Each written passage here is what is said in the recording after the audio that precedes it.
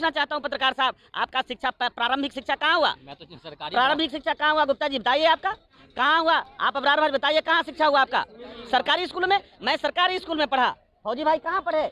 बताइए सरकारी स्कूल में पढ़े। अगर सरकारी स्कूल में पढ़ाई होती तो यहाँ तो सरकारी स्कूल को जो शिक्षक है वो द्रोणाचार्य हो गया है और जो छात्र हैं उसको एकलव्य बनाना चाहता है। हमारी अगर शिक्षा हम ग्रहण भी करते हैं तो हमारी की शिक्षा को बर्बाद करने और खत्म करने की एक बड़ी साजिश चलाई जा रही है। और स्कूल को बंद करके बता दिया असली चेहरा, मोदी और योगी जी का असली चेहरा भारत के सामने आ गया कि 115 करोड़ देश के मजलूमों को, कमजोर और गरीबों और दलितों मुसलमान के बेटों को पढ़ने नहीं देना चाहता।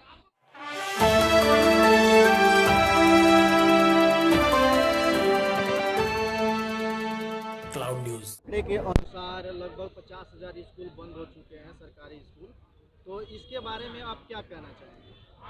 देखिए, मेरा स्पष्ट राय है कि जो उत्तर प्रदेश के मुख्यमंत्री जी और भारत के प्रधानमंत्री जी हैं, ये दोनों का जो डबल इंजन है, ये पूरे देश में पिछड़ों को, वंचितों को, गरीबों को और दलितों को, बेटा को, जो सरकारी स्कूल में पढ़ करके गरीबी फटेहाली में जो संविधान के रास्ते आगे आ रहे थे, संविधान के माध्यम से तरक्की कर रहे थे, आगे बढ़ रहे थे, उनको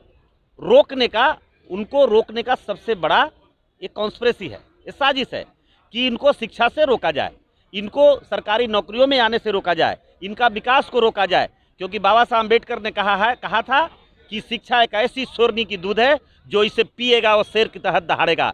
जब गरीब का बेटा, पिछड़ा का बेटा पढ़ाई पढ़ के जब दहाड़ने लगा तो इनको बुरा लगने लगा। इसलिए अगर पहला इनकी उपलब्धि है उत्तर प्रदेश में योगी जी की, तो अगर यही है कि 50,000 स्कूलों में इन्होंने ताला लगवा देने का काम किया। और ये देखिए, मेरा रिपोर्ट नहीं है, ये गोदी मीडिया ही है, एनबीटी, जो हमारा नहीं लिखता है लेकिन उनको ही लिखता है, जो स्पष्ट है। आप देख लीजिए, अब तक 50,000 स्कूलों में ताला उत्तर प्रदेश में बंद हो गया है। अब 50,000 में छात्रों को जोड़ लिया जाए, एक स्कूल में कितने छात्र पढ़ते हैं? आज बताइए, आज जो फी में जो बढ़ोतरी की गई है, शिक्षा का जो खास करके जो व्यवस्था की गई है, जो शिक्षा को प्राइवेट किया गया है, अब गरीब का बेटा, पिछड़ा का, मजदूर का बेटा, दलित का बेटा तो शिक्षा के चौखट तक पहुंच नहीं पाएगा। तो पुनः ये फिर से ये मनुस्मृति को लागू करके पुनः इस देश को पुनः ये गुलाम बनाना चाहता है, गरीबों को और पिछड़ों को विकास से दूर रखना चाहता है। ये योगी जी की बहुत बड़ी कॉन्स्पिरेसी है, साजिश है, लेकिन हम इसे नाकाम नहीं होने देंगे। आज पिछड़ा दलित वर्ग को लोगों को हम आगाह करेंगे। 2024 की ये साजिश हो रही है, उतनी ही नहीं है बातें, और बहुत सारी बातें हैं। लेकिन सारे जो बच्चे हैं वो भी तो प्राइवेट की तरफ जा रहे हैं, सरकारी बजाय प्राइवेट पढ़ने जा रहे हैं। आप मुझे बताओ, आप अगर सरकारी, आप कहाँ पढ़ के आए हैं? मैं पूछना चाहता हूँ पत्रकार साहब, आपका शिक्षा प्रारंभिक शिक्षा कहाँ हुआ? मैं तो सरकारी प्रारंभिक शिक्षा कहाँ हुआ गुप्ता जी, बताइए आपका कहाँ हुआ? आप अबरार भाई बताइए कहाँ शिक्षा हुआ आपका? सरकारी स्कूल में? मैं सरकारी स्कूल में पढ़ा। फौजी भाई कहाँ पढ़े?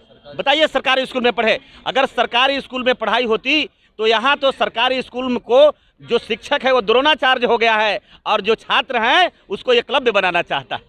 हमारी अगर शिक्षा हम ग्रहण भी करते हैं तो हमारी की शिक्षा को बर्बाद करने और खत्म करने की एक बड़ी साजिश चलाई जा रही है। और स्कूल को बंद करके बता दिया असली चेहरा, मोदी और योगी जी का असली चेहरा भारत के सामने आ गया कि 115 करोड़ देश के मजलूमों को, कमजोर और गरीबों और दलितों मुसलमान के बेटों को पढ़ने नहीं देना चाहता।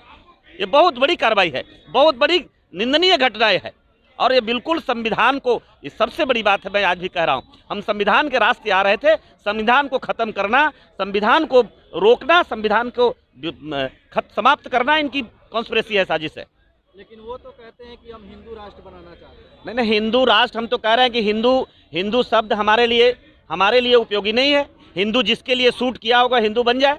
लेकिन आज भी मैं कहता हूँ, मैं हिंदू घर में तो जन्म लिया था, लेकिन बाबा साहब अम्बेडकर की तरह मैंने भी परित्याग किया, क्योंकि मैंने पूजा कराया, पाठ कराया, रामायण कराया, महाभारत का, गीता का सब कुछ पढ़ करके देख लिया। ये दवाई फायदा हम लोग को नहीं किया। जिसको हमने दक्षिणा दिया उसका बेटा IAS IPS बन गया। दक्षिणा देने जो दक्षिणा लिया वो, और जिसने दान और दक्षिणा दे दिया, प्रॉपर्टी दे दिया, संपत्ति दे दिया, घर दे दिया, मकान दे दिया, उसका बेटा इस देश में शासक बन गया, IAS IPS बन गया। हमको तो कहीं से नहीं लगता है कि इनके कुरान, इनका रामायण, इनका गीता, इनका महाभारत पिछड़ों और दलितों के हक में है। ये बिल्कुल हमारे लिए सिर्फ ये अपमान का एक पुस्तक बन गया है, जो हमारे लिए बड़ी दुख की बात है कि जिस रामायण को सदियों से जिसने माना, सीने में लगा के रखा, संजोग करके रखा, उसी रामायण में हमें कहा जाता है कि ढोल गमार शूद्र पशु नारी ये सब ताड़न के अधिकारी। आज जिसपे बड़ा बुरा लगता है बड़ा लगता है, आज बुरा लगता है उनको सुनने में। और हमारे लोग को आज कहते हैं कि मुंडी कटवा के लाएंगे। नहीं, ताड़न का अर्थ वो बदल दिया है।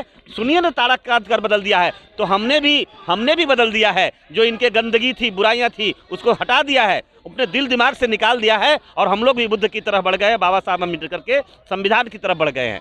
हम भी नहीं मानने वाले हैं। एक चीज़ आपने कही कि हमारा संविधान कहता है हम उसके 4 माँ के बेटे, हिंदू, सिख, मुस्लिम, ईसाई। लेकिन आप बुद्ध की बात कर रहे हो तो हिंदू, मुस्लिम, सिख, ईसाई से 4 होगा, लेकिन देखिए बौद्ध, मैं आज देश है। देखिए आज भी है। हम सही बात आप कह रहे हैं, हम आपकी बात को बिल्कुल स्वीकार कर रहे हैं, 100% स्वीकार कर रहे हैं। हम तो आज भी, मैं कहता हूँ, खोया हुआ भारत के लिए काम कर रहे हैं। जो भारत को भगवान बुद्ध ने बनाया था, हम वो भारत की आज भी परिकल्पना हमारे अंदर है।